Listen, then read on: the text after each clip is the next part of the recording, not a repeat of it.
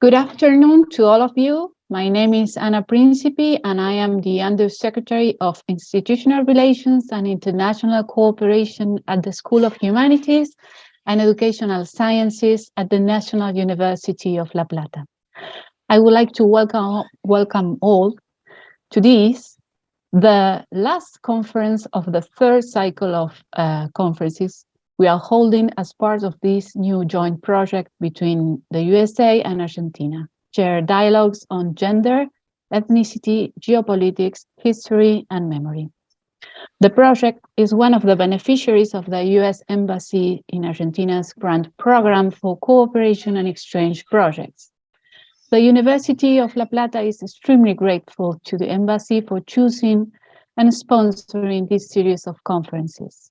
I particularly like to thank the cultural assistant of the US Embassy in Argentina, Dr. Michael McLean, and the specialists Nori Cerda and Giselle Dubinsky for all their support and hard work during the preparation process.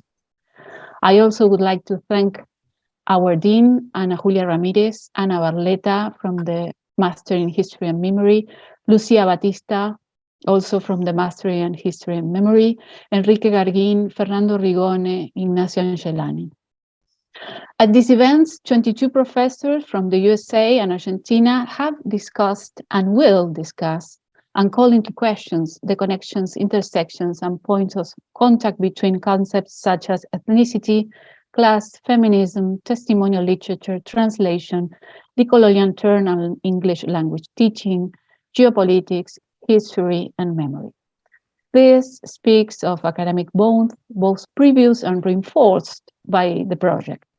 Academic bonds and dialogues. This is in part the richness of these seminars, but apart from these bonds between scholars and institutions, I have no doubts that the lectures will also encourage the audience to ask questions and engage in new discussions.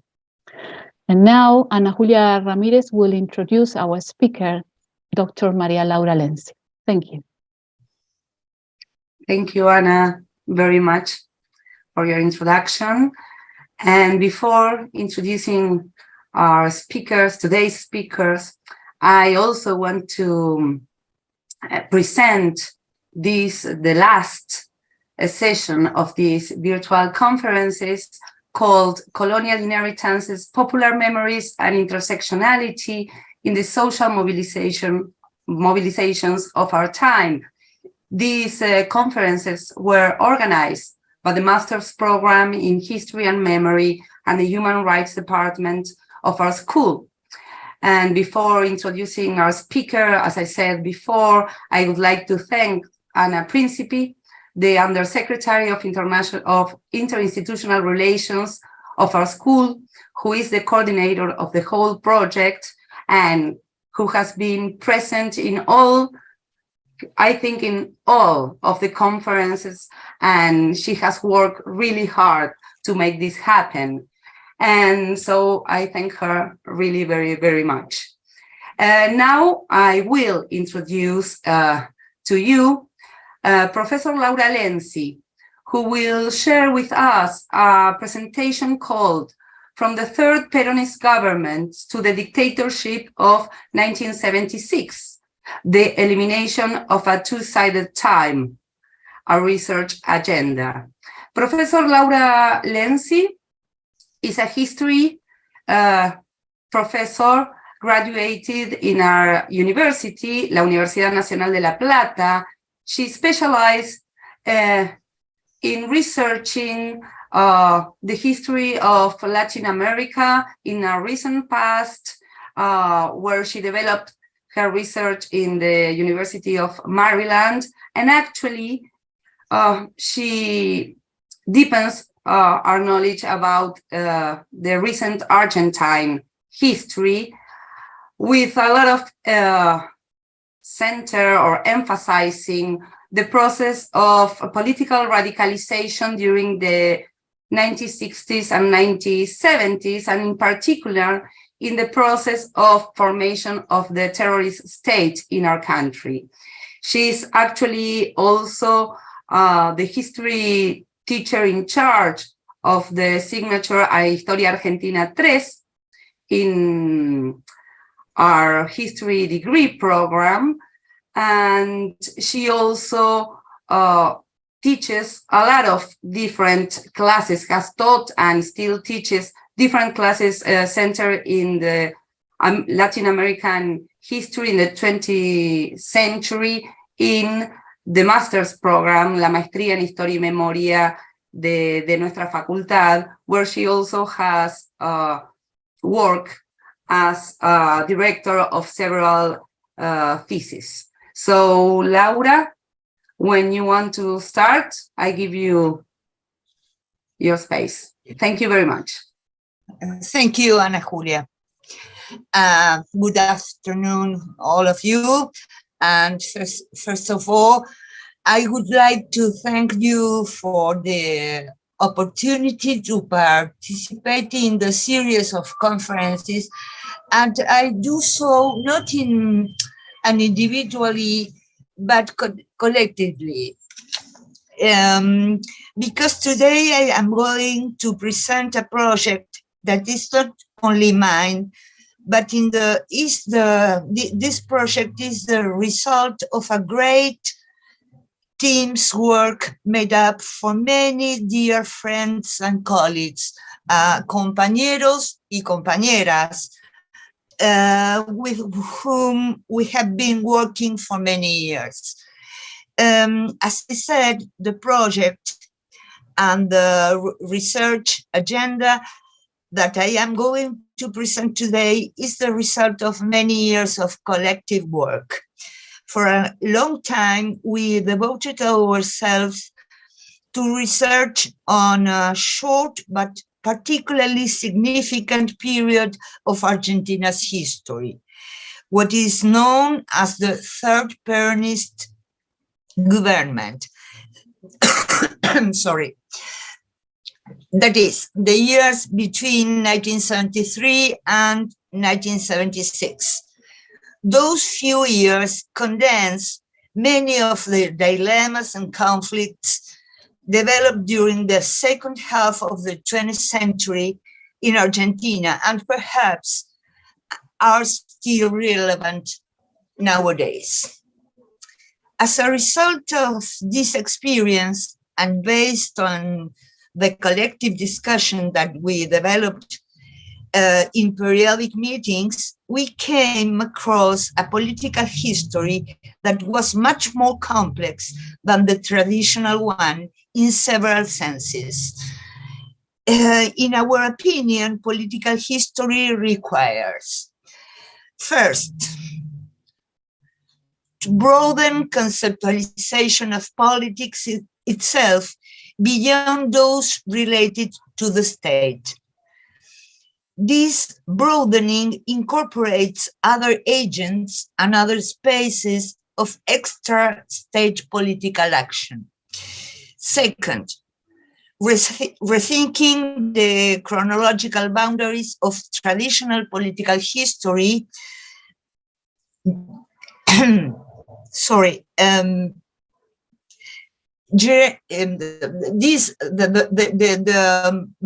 Traditional political history was generally linked to Fernando Rodel's short time. Three, this political history requires a new geographical space, taking into account the local, the regional, the transnational levels. And also, finally, we need to expand political history to other dimensions, such as processes of subjectivization, affections, meanings, and representations. In previous years, our work was mainly oriented to the study of the forms, frameworks, and dynamics of politics from 1955 to 1976. However, the density of problems and processes analyzed, particularly for the period 1973-1976, suggested to us the need to revise chronologies traditionally defined on the basis of institutional regime. A longer-term view allows us to visualize how the different times that intersect in politics do not fully fit with and generally exceed the chronological criteria of the state institutions' functioning. Consequently, in a new stage of research, we set out to deepen the study of the overlapping plot and layers between democratizing experience and the state of exception between the 1960s and 1980s. The objective is to problematize prevalent characterizations, in some cases dichotomous, which are frequent in the historical political analysis of our recent history. For example, the notion of transition to democracy, quotation marks, or the authoritarianism democracy dichotomy. These definitions operate both as carriers of a periodization, as a plexus of meanings, interpretations, and conceptualizations loaded with senses that are not always explicit. We have two main goals. On the one hand, contribute to the historical reconstruction of a long-term understanding of the multiple temporalities, forms, and dimensions of politicization before and after the last dictatorship.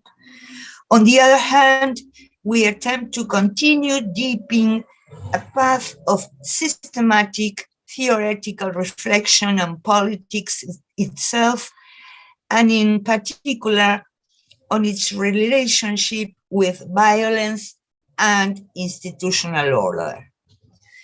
Both goals are justified on the basis of the strong tendency dominant in several studies to revalue the normative dimension of politics over its historical and situated dimension, a tendency that predominates both in the empirical reconstructions of certain experiences and at the interpretative level of the processes that we intend to analyze. We want to focus on the complex articulations between different tempi and scales of the several aspects of the historical reality in order to apprehend their own modes, rhythms, and moments of inflection.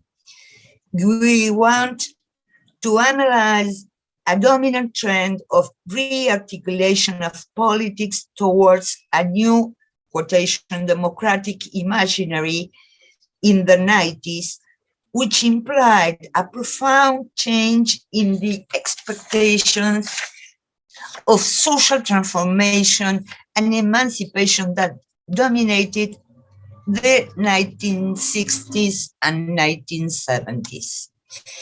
In our previous works, we have focused on the idea of two-fronted, two-folded, two-sided time. It's a very tricky, the translation. In Spanish, we call it bifronte, un tiempo bifronte. So two-fronted, two-sided, two-folded time, in which revolution is expected and hell is prepared. In those projects, we advanced in the reconstruction of dynamic of Argentina's political process during the period 1973-1976, we worked 4 specific lines of research. The first line problematizes the passage from political opposition, sometimes violent, against a dictatorship, the so-called Argentine Revolution between 1966 to 1973, to the occupation of spaces in the state after 1973. The second line is linked to the transition from a mobilized society to a break-up one, a society tragically fragmented. The third line was concentrated on the reconstruction of discourses, debates, internal tensions, and practices of different political and social forces. Finally, the fourth line addresses the forms of interweaving between the quotation marks rule of the law clause and the gradual formation of the so-called state terrorism. At this time, and to give you a visual dimension of what we call tiempo y fronte, twofold to time, I am going to invite you to watch some images. The first ones, and I will share the screen.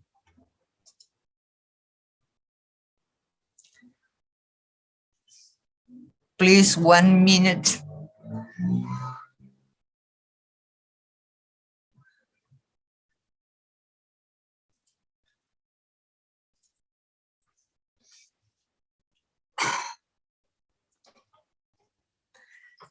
So, the first ones are part of an exhibition which later became a book named Perón by one of the most important photographers in Argentina, FaHCE.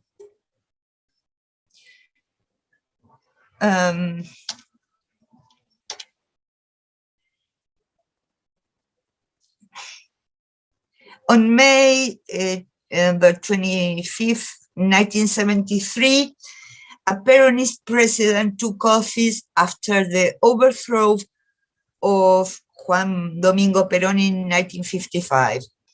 From that year until 1973, a period marked by alternating dictatorships and semi-democratic governments, Peronism was banned from institutional politics.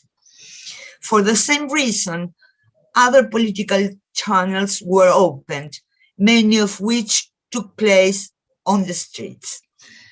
A marginal comment. When a book by the historian Hilda Sabato was published in English, the title was translated as The Many and the Few. But in Spanish, it has a different title, La Política en las Calles, Politics on the Street. This title seems to me much more accurate, not only for Sabato's book itself, but also for one of the main features of Argentine politics. So, can you see we are seeing the first slide? I mean the presentation. Okay. So the first image. So on May 25th, 1973, FaHCE walked on Buenos Aires streets with her camera in order to record demonstrations during the new president's inauguration, the first to be elected without the proscription of Peronism. We must bear in mind that the previous years were marked by high levels of social activism, political radicalization and popular mobilization, especially among young people.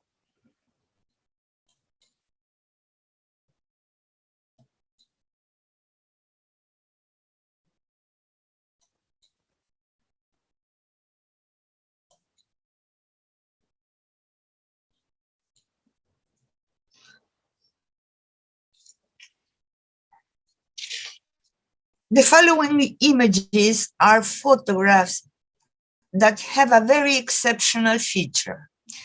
They are pictures of disappeared detainees, detenidos desaparecidos, and perpetrators taken in one of the most infamous clandestine detention, torture, and extermination centers in Argentina, which was the ESMA, Escuela Superior de Mecánica de la Armada, Navy Mechanics School. The photos are taken by a disappeared detainee, Víctor Basterra, who was forced worker inside the center and who managed to take out the negatives by hiding them among his clothes. These photos were used as evidence in the trial against the former commanders-in-chief of the armed forces in 1985, and there were later an exhibition called Faces, Rostros.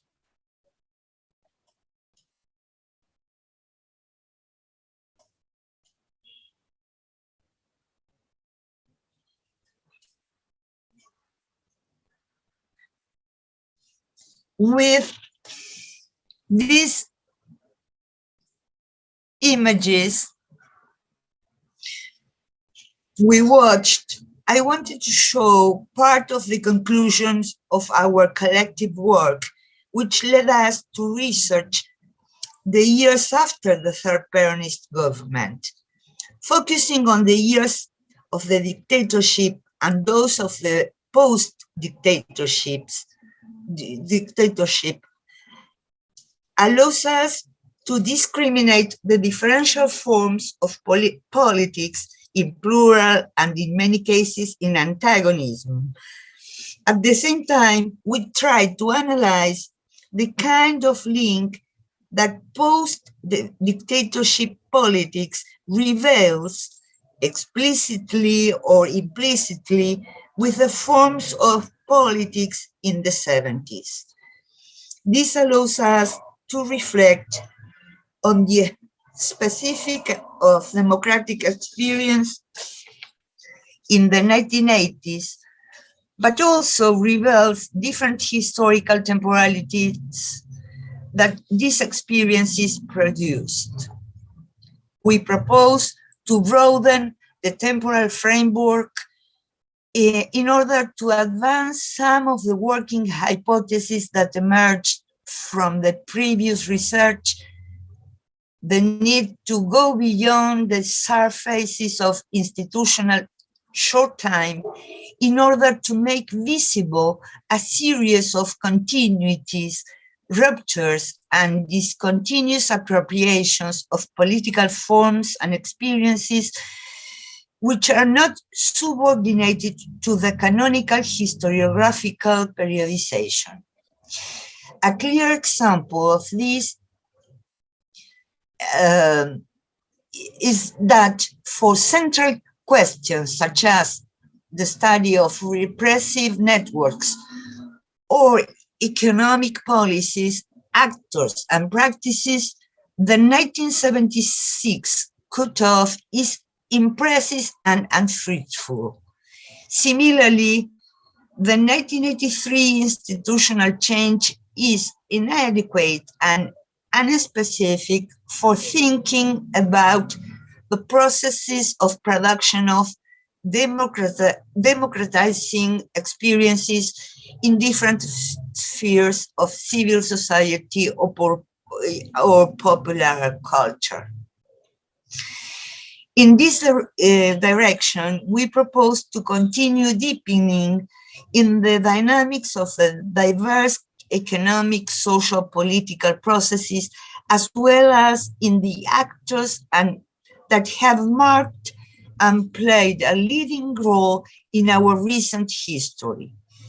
It seems necessary to follow the rhythms and times of development of these processes in a longer duration scheme that is not only defined by institutional changes of the political regime as a taxing dimension.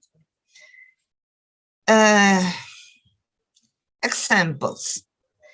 Intellectuals such as Ignacio Lekovich and leaders such as Victor de Genaro have insisted that 2001 represents, quotation marks, the end of the cycle initiated in March 1976, quotation marks.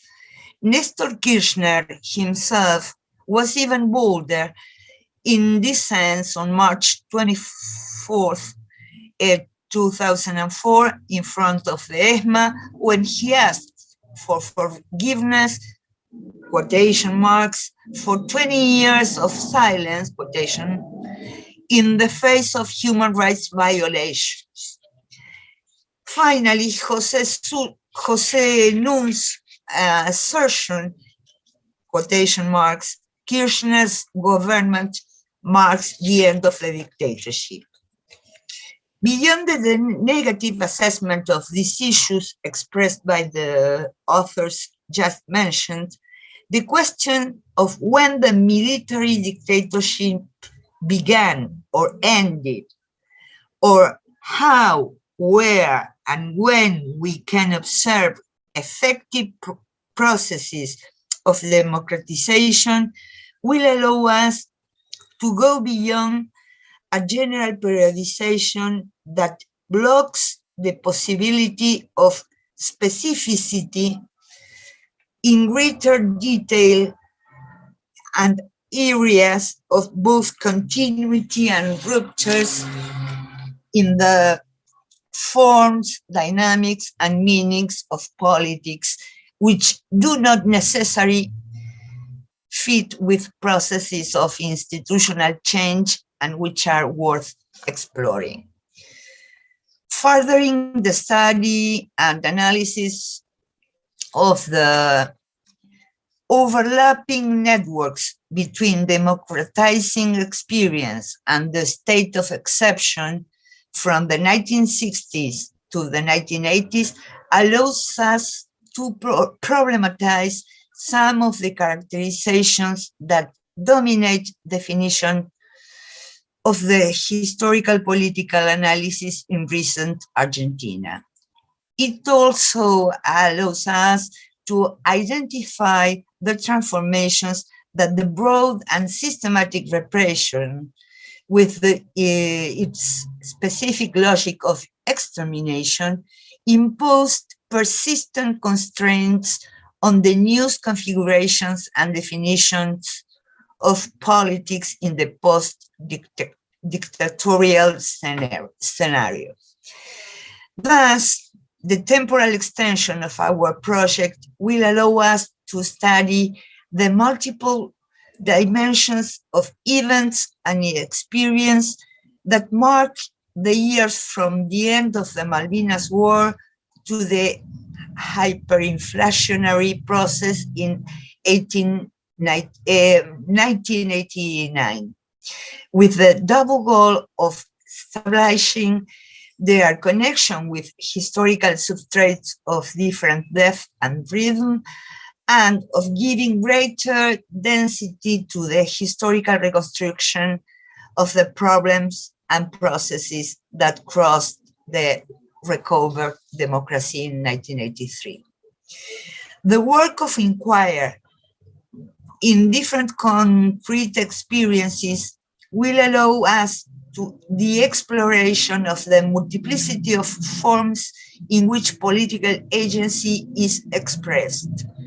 But it also allows us to see the modifications of the scenarios spaces, and temporalities, in many cases circumstantial, but which lie as a sediment in long-lasting memories, both of the agents who take the political world, as well as the agendas and the very consideration of what is understood as politics.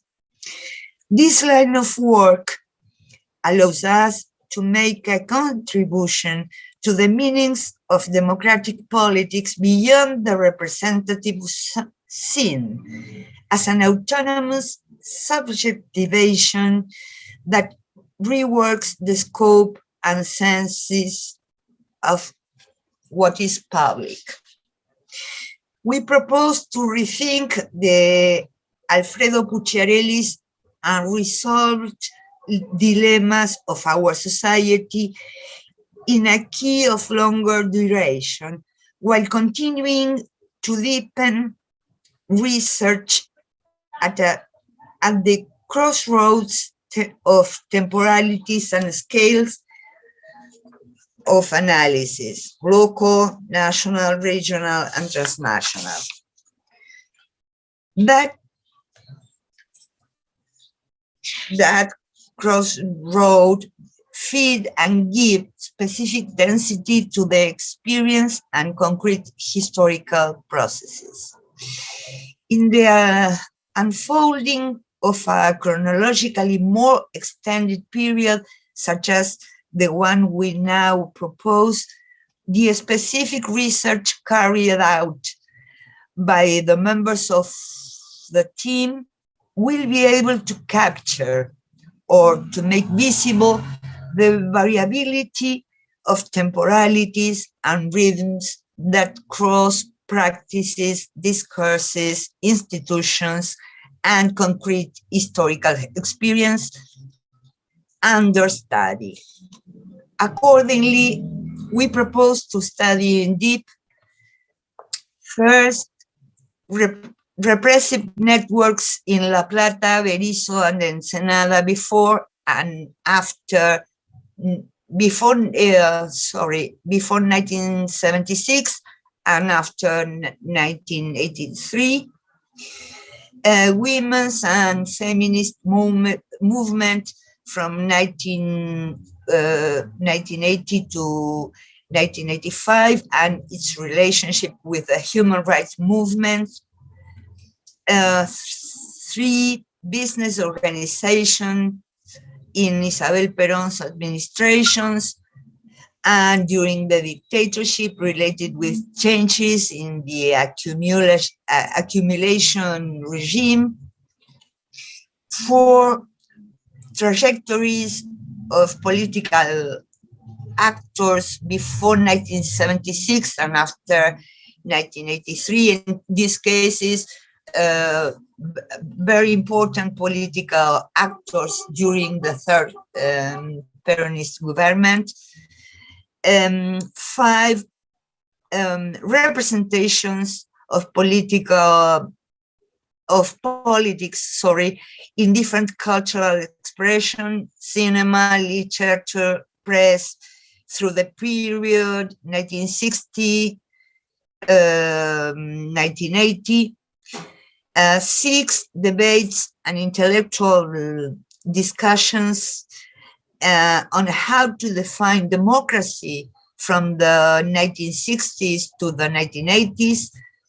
7 experiences of popular organization and collective action, including the labor movement in the years before and after the dictatorship. And finally, educational policies during the dictatorship and the 1980s. To conclude, I would like to propose return to images.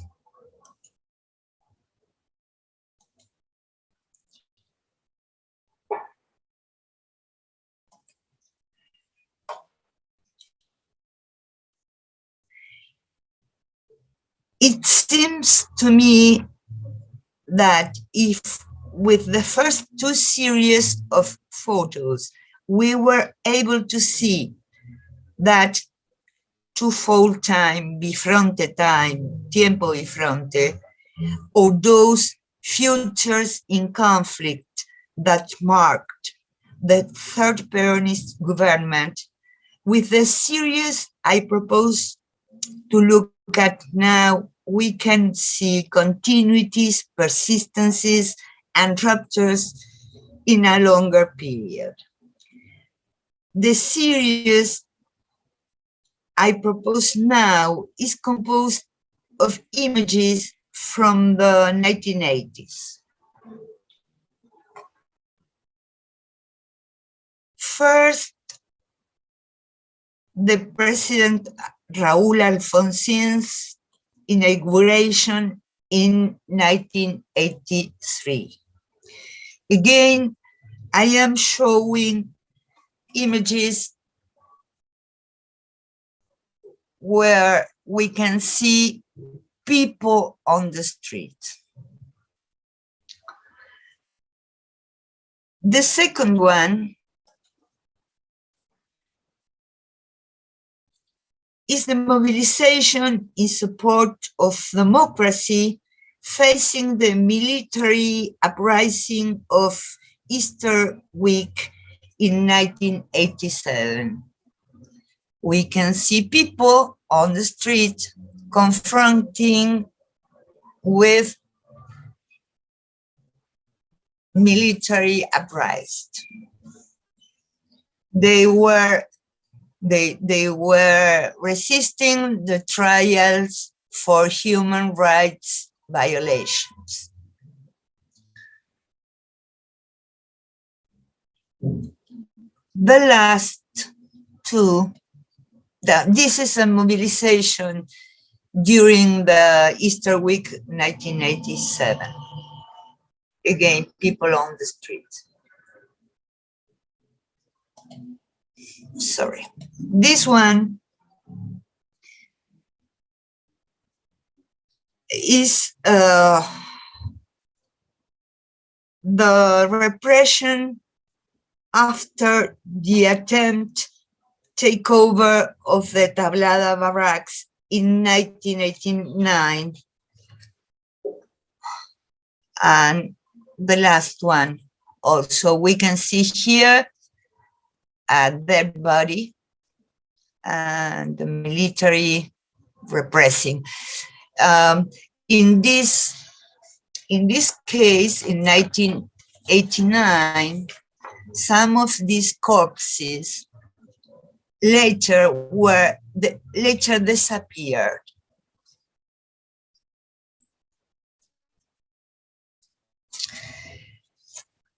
It seems to me that if we look at these images as pictures at an exhibition, we can understand why we propose to go into a long period that goes from what Ricardo Piglia called the happy years, that is to say the 60s, to the post dictatorship with its degree of indeterminacy. I hope that images were clear in the interest of go deep in continuities and ruptures, rhythms, times, temporalities that are necessary to look for, understand better politics and political history. And thank you so much.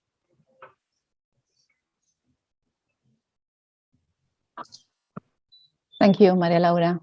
It was a great presentation, really. And yes, the images were great. I mean, to show the ideas and your way of reasoning.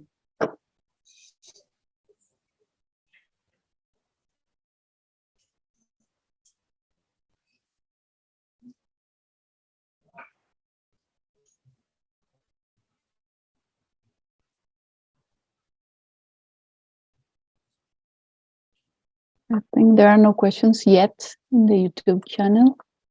No, not yet. There are not questions in the YouTube? Not yet. Yet. Well, I can make like a little comment on this excellent, like very scientific, also big plan of historical research Laura and the team in which I also participate are trying to develop in this moment. And I can make a comment, but also a question for Laura. Of course, we reach the point to reframe our previous research process more centered in the period, particular period of 1973-76, to which we arrived after researching the previous years of political radicalization. And this idea that is a very Laura's idea of the process of formation of the terrorist state. No, we also went like in a longer duration from the radicalization process to the specific years before the dictatorship in this more of a longue durée or medium durée processes, because it was clear that things in history don't appear from one day to another, because there are processes, different timings, overlapping and conducing or generating effects that are at the same time generate new conditions for politics. And we come from that place, from the past, from the 60s to the 70s to the coup. But my question is if at some point our own research wasn't always is crossed by very actual present questions, but at what point this new idea of going further to include the first decade after the dictatorship was very much inspired or the consequence of our previous research, or are also actual political situation, the political questions we have to face every day in a context in which some kind of democratic consensus in the region, in our country, is put into question. No, I don't know if my question is clear. Yeah. I can frame it in Spanish also, para decir que nosotros venimos de muchos años de investigar desde la radicalización política de los 60 hasta llegar al golpe, para tratar de entender qué procesos de larga duración, de corta duración, políticos, impactaron en ese desarrollo histórico que terminó en un golpe de Estado y en una dictadura tan brutal como la del 76, sin verlo prefigurado en los años anteriores, sino viendo el desarrollo histórico, pero también si de alguna manera las cuestiones de la política de los últimos años no son cuestiones que nos llevan también a volver a preguntarnos sobre lo que queda de la dictadura o cómo se dan estos procesos de cambio y continuidades en un presente en donde algunos consensos fuertes que se consolidaron en ese momento de transición, se están poniendo en discusión, ¿no? Yeah. Spanish or English? Whatever you want. How you Okay. feel more comfortable? Spanish. I have a problem in my mouth, so my English is very complicated. No, obviamente las preguntas del presente, las preguntas siempre son desde el presente, y me parece que las condiciones y las situaciones de los últimos años nos han hecho repensar, por un lado, específicamente lo que en los últimos tiempos se ha llamado cuál ha sido el pacto democrático que se abrió en 1983. Digamos, ¿qué democracia, qué es la democracia, cómo se define la democracia, cuál fue el pacto democrático de 1983, qué condicionamientos tuvo ese pacto, qué cargas de sentidos tuvo el término democracia y el término política en 1983. Entonces, me parece que sí, hay muchas de las preguntas o de los dilemas que tenemos hoy que nos llevan a rever o a revisitar el periodo de la postdictadura.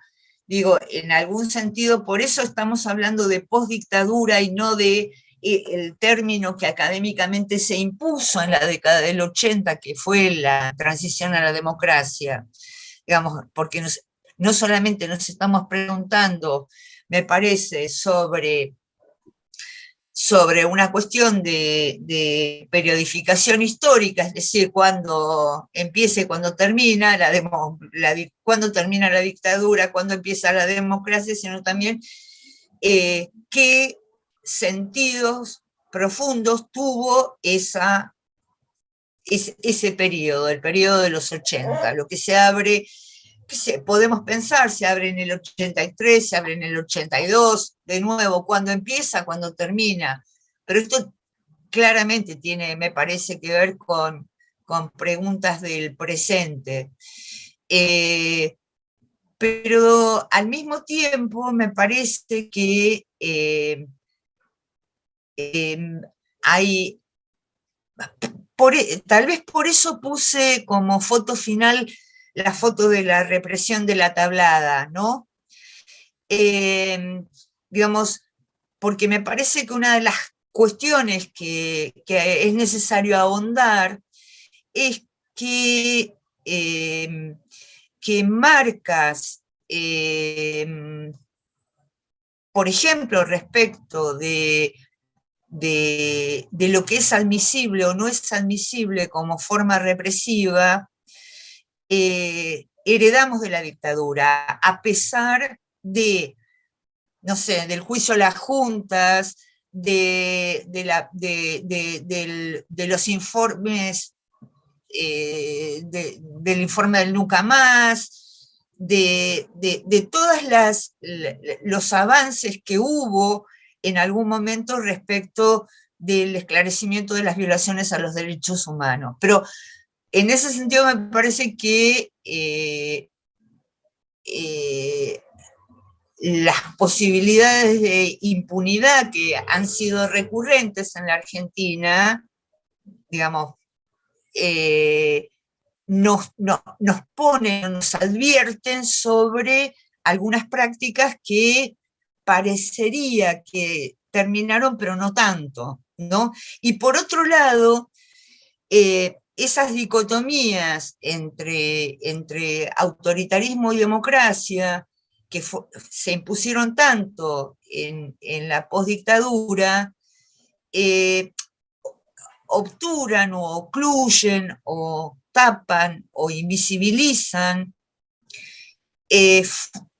formas democratizantes que existieron incluso en el periodo dictatorial. Entonces, que no se restringe solamente, por ejemplo, al movimiento de derechos humanos, que eso es más evidente, ¿no? Sino también como, por ejemplo, en la emergencia del movimiento de mujeres y el feminismo, o expresiones culturales en el ámbito musical, incluso formas de resistencia en algunas expresiones cinematográficas y literarias. Entonces, me parece que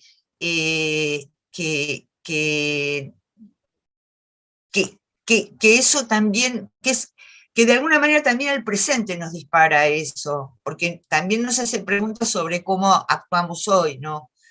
No sé si contesto lo que vos preguntabas, Ana Julia.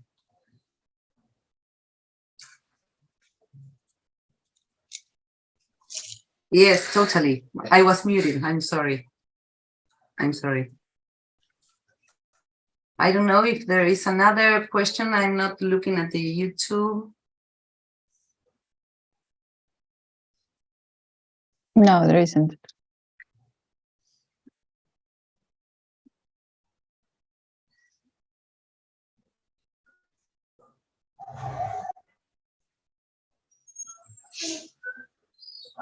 There are some applauses and congratulations there.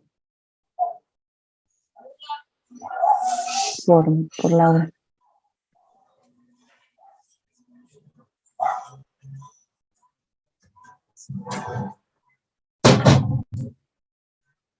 Sorry, there is a track in my front door.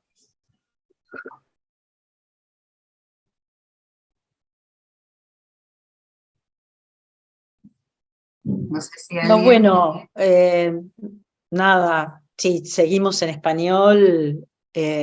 No, me pareció que estuvo muy interesante, Laura, lógicamente que fue una condensación de varios periodos en pocos minutos, pero estuvo muy interesante poner esas fotos que elegiste entre miles, que efectivamente muestran en qué pocos años cambiaron y no cambiaron las cosas, ¿no? En qué pocos años se produce el pasaje de los años felices a los años tremendos y a una combinación complicada, ¿no? A partir de la transición a la democracia, ¿no? Una transición complicada no tanto tal vez en la magnitud de las violencias sobre los cuerpos, ¿no? Teniendo en cuenta la macrocriminalidad, pero sí en relación a las concepciones ideales y los entrecruzamientos que estuvieron puestos en juego en la democracia, algunos expandidos, otros obturados, ¿no? En ese sentido me parece que la exposición lo desplegó en forma panorámica y que habilita así un montón de entradas para seguir pensando.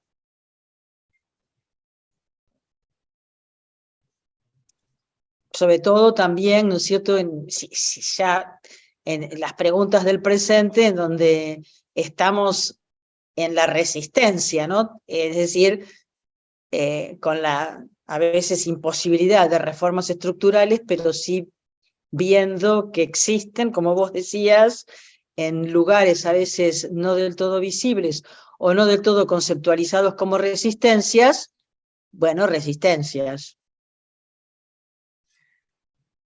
Sí, pero tal vez, bueno, me parece que desde el presente una de las cosas que, por eso yo decía, me parece que desde el presente una de las cosas que nos volvemos a preguntar es, bueno, ¿qué tipo de, qué concebimos como democracia? Sí, claro, obvio.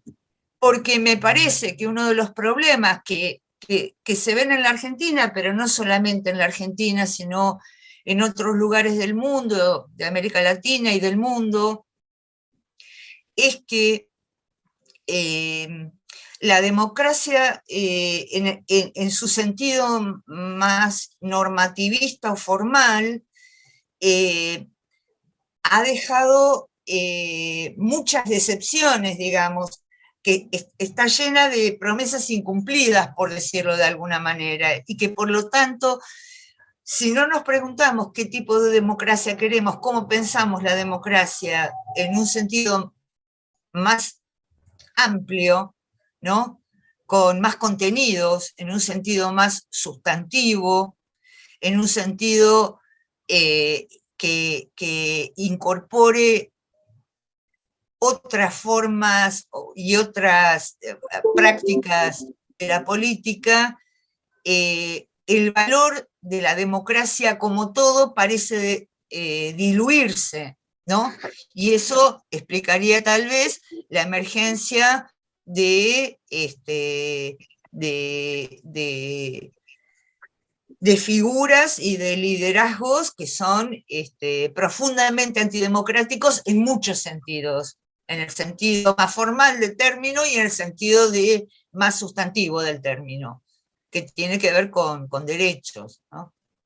Me parece que ese es un tema. Por eso volver a preguntarse sobre los sentidos de la democracia es hoy un tema que tiene que estar en la agenda de la investigación histórica, pero también en la agenda política. Bien.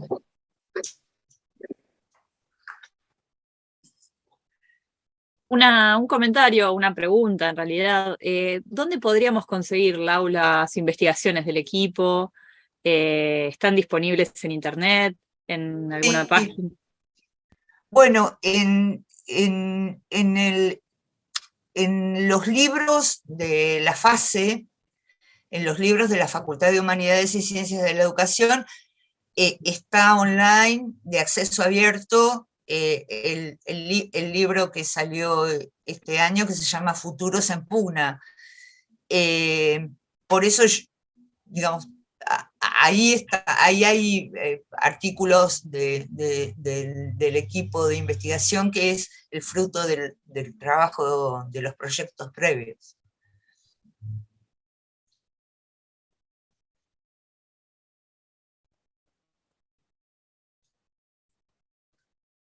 Bueno, y en memoria académica, en la página de la biblioteca de la Facultad de Humanidades y Ciencias de la Educación, están los trabajos individuales de cada una y uno de nosotros.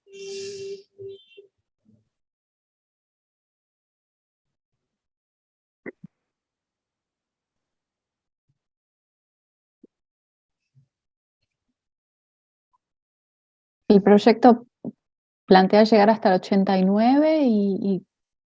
En principio sí, en principio hasta el 89. Lo que pasa es que, digamos, por eso tiene como una definición temporal un poco laxa, diría yo. Por eso hablamos mucho de los 60 a los 80, por eso, y en distintos ámbitos vamos a encontrarnos con temporalidades, con ritmos, con periodificaciones diversas, porque de acuerdo al objeto que estemos, que cada quien está trabajando, se va a encontrar con una cronología distinta. Y eso es lo que nos parece interesante, ver cómo se entretejen los tiempos, cómo las temporalidades y los ritmos no son homogéneos, ¿no? Pero en principio, por eso, digamos, por eso poníamos los ejemplos de quienes consideran que el ciclo de la dictadura termina en el 2001 o en el 2004, ¿no? O no termina, digamos, o hay rastros e hilos de continuidad que podemos encontrar hasta hoy, ¿no? Digamos, si pensamos en términos de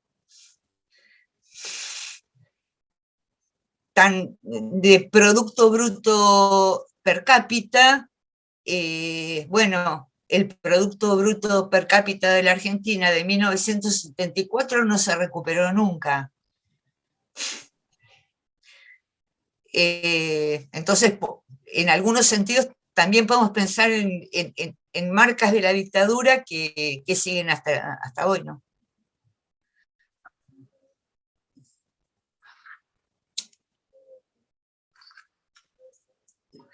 Y al mismo tiempo, por eso yo ponía imágenes de la gente en las calles, me parece que hay formas de resistencia y de participación muy características de la Argentina que también continúan, digamos, que esto no tiene una sola cara. Por eso lo de lo bifronte también me parece una imagen poderosa.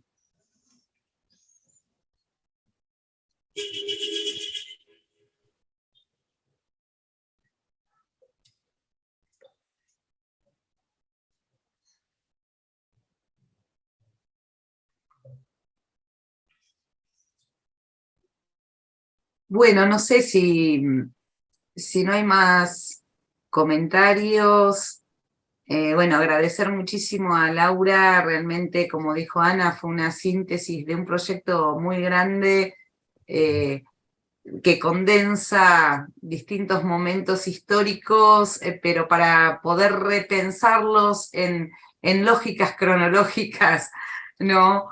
Que vayan más allá de por ahí una historia política tradicional, y eso es difícil de hacer, digamos, en poco tiempo y condensarlo, y realmente, digamos, Laura lo hizo de una excelente manera, y como decía Ana también, con unas fotos que a veces esas imágenes, si uno no dice de cuándo son, se puede confundir, ¿no? Cuándo fueron, digamos, y ahí está lo interesante, me parece, digamos, de lo que muestran, y la potencia también de esas imágenes para acompañar un poco estas ideas. Bueno, no sé si no hay más comentarios. No, yo quiero agradecer también mucho a Lucía Batista y a Ana María Barleta, que coordinaron una serie de 10 conferencias sobre cruces, herencias, en torno de historia y memoria, muy complejas, muy interesantes todas. Bueno, este es el cierre, el broche de oro con Laura, resumiendo y reuniendo varias décadas en una presentación, pero realmente el trabajo de todo el mes de octubre fue increíble, así que de verdad la felicito. Seguimos viendo los videos porque quedan grabados, y seguramente se han fortalecido los vínculos gracias a ustedes dos. Así que muchas gracias.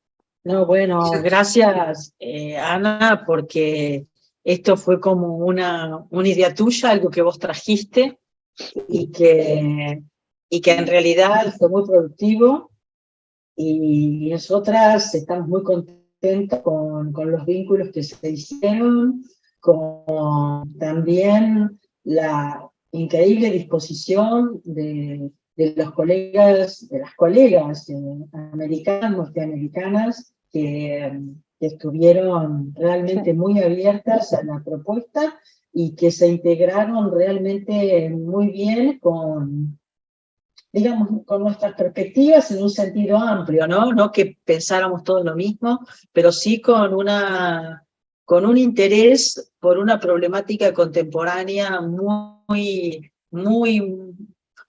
dura, muy difícil, muy disruptiva, y que nos genera gran cantidad de interrogantes, y sobre todo que durante estas conferencias lo que vimos es que podemos, ya sabemos en qué idioma hablamos, que podemos seguir en contacto con ellas, y que vamos a seguir en contacto con ellas. O sea que esto fue un inicio de algo interesante, muy interesante, así que gracias a vos, y bueno, y sobre todo a Lucía, que fue la que se ocupó de todos los contactos y la que mantuvo también el Zoom durante todo el mes de octubre, así que muchas gracias a ustedes.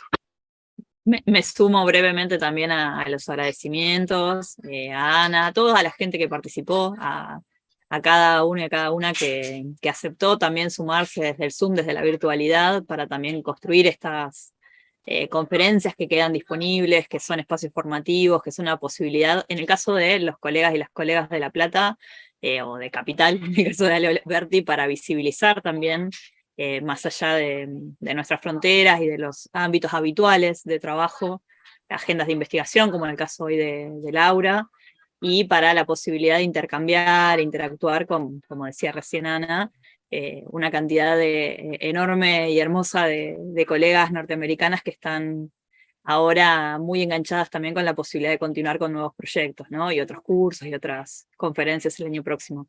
Así que muy agradecidas a la Embajada por esta posibilidad de financiamiento para el intercambio cultural, y bueno, y quedamos atentas para nuevas convocatorias. Por supuesto, por supuesto. Bueno, muchas gracias Laura, Lenci, otra vez. No, muchas gracias a ustedes. Muchas gracias Ana Julia por moderar. Estoy congelada, me parece. Sí, ¿no? sí, estás congelada, la imagen está congelada. La imagen está congelada, pero bueno, yo agradezco a todas. A Ana, que organizó todas las conferencias y tuvo la idea, ¿no? Y Me quedan las de noviembre. ¿Todavía quedan más? Voy a promocionar en este momento cuando vos termines. Ah, sí. bueno, no sabía que quedaban todavía. Dale, seguí entonces. El lunes empieza una de geopolítica y economía mundial, que son 3 conferencias, y el jueves empieza una de giro de colonial y enseñanza de segundas lenguas, que son 2 conferencias. Así que la semana que viene tenemos 2.